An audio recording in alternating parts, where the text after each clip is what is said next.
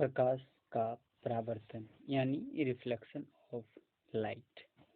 जब कोई प्रकाश की किरण किसी चिकने चमकदार सतह से टकराकर उसी माध्यम में लौट जाती है जिस माध्यम से आई थी, तो यह घटना प्रकाश का परावर्तन कहलाता है।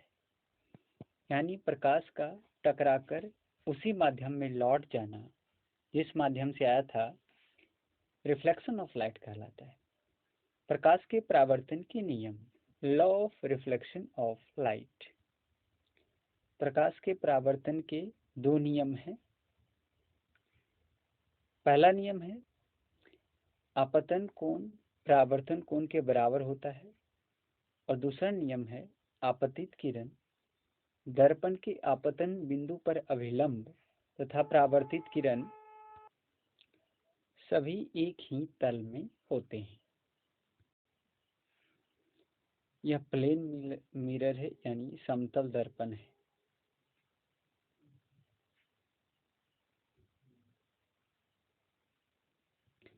इस दर्पण पर एक प्रकाश की किरण इस तरह से पड़ती है जो दर्पण से टकराकर इस तरफ लौट जाती है। यानी जिस माध्यम से आई थी, ये जो माध्यम है, जिस माध्यम से आई थी प्रकाश की किरण, उसी माध्यम में लौट जाती है। तो प्रकाश का टकराकर उसी माध्यम में लौट जाना प्रकाश का परावर्तन कहलाता है।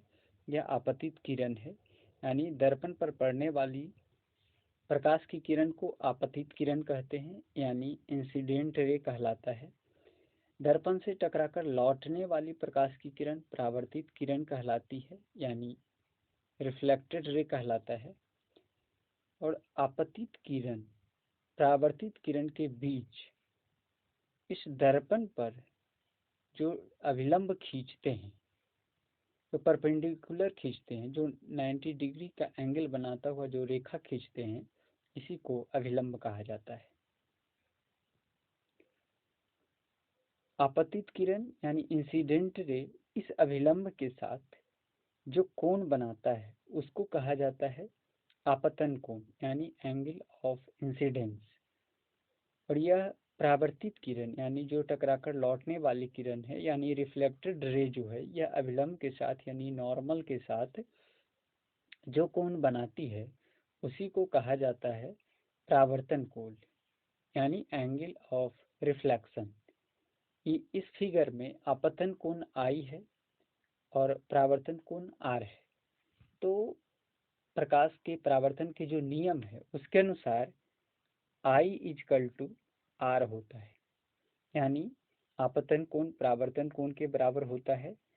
और दूसरा, ये आपतित किरण जो है, आपतित किरण यानी इंसिडेंट रे, परावर्तित किरण यानी रिफ्लेक्टेड रे, और ये अभिलंब, ये जो परपेंडिकुलर है, तीनों एक ही प्लेन में एग्जिस्ट करता है, एक ही प्लेन में पाया जाता है। ये प्रकाश के परावर्तन के नियम।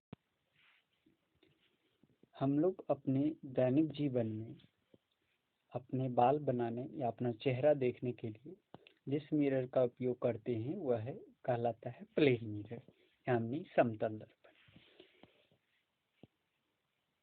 ये भी एक प्लेन मिरर है, ये भी एक प्लेन मिरर है। अब देखते हैं कि प्लेन मिरर के द्वारा इमेज का निर्माण कैसे होता है, यानी प्लेन मिरर के द्वारा प्रतिबिंब का निर्माण कैसे होता है।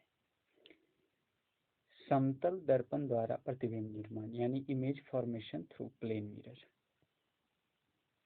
तो ये प्लेन मिरर है। यह प्लेन मिरर के सामने कोई वस्तु है यानी ऑब्जेक्ट है, यानी जैसे कि हम लोग खड़े हैं। तो यहाँ से 3 प्रकाश की किरण निकालते हैं। यहाँ से ये प्रकाश की किरण इस तरह से चलती है, टकराकर इधर लौट जाती है। उसी तरह से ये सीधे प्रकाश की किरण निकलती है और टकराकर इसी माध्यम में लौट जाती है। यहाँ से एक प्रकाश की किरण इधर चलती है और टकराकर इस माध्यम में इधर लौट जाती है। यानी जब हमारी आँख इस लौटती हुई प्रकाश की किरण को देखती है तो आँख को लगता है कि प्रकाश यहाँ से नहीं बल्कि यहाँ से आ रही है। उसी तरह से ये प्रकाश की किरण यहाँ से नहीं बल्कि यहाँ से आ रही है, और ये प्रकाश की किरण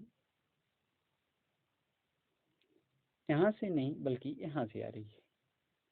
इस तरह से आँख को ये आभास होता है कि दर्पण के पीछे यहाँ से प्रकाश की किरण आ रही है, यानी दर्पण के पीछे किसी वस्तु का आभास होता है हमारी आंखों को।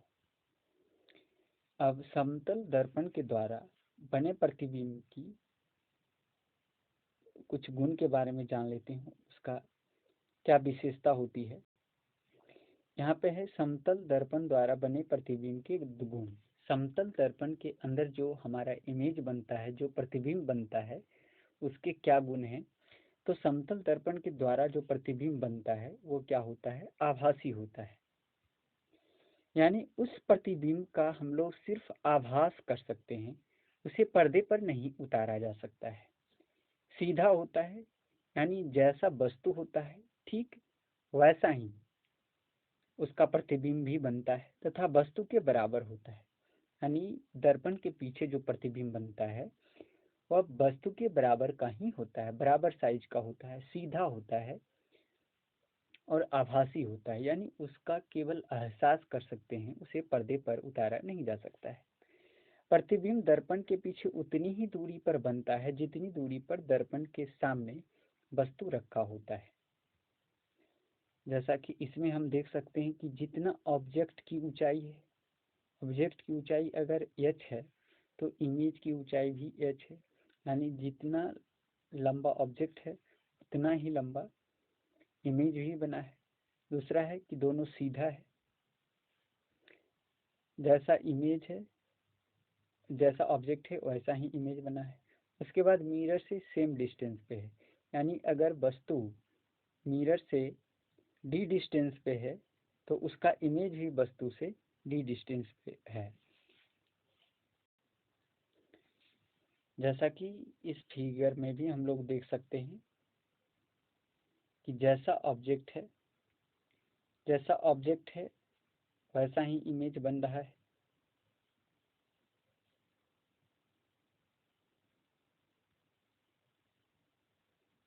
जैसा ऑब्जेक्ट है वैसा ही इमेज है। बस इस दर्पण से जितनी दूरी पर ऑब्जेक्ट है उतना ही दूरी पर इमेज है। और इमेज सीधा भी है, काल्पनिक भी है, यानी इसका सिर्फ एहसास किया जा सकता है कि दर्पण के पीछे कोई है, इसको पर्दे पे उतारा नहीं जा सकता है। जितनी दूरी पर दर्पण से वस्तु होती है उसका इमेज भी उतनी ही दूरी पे होता है।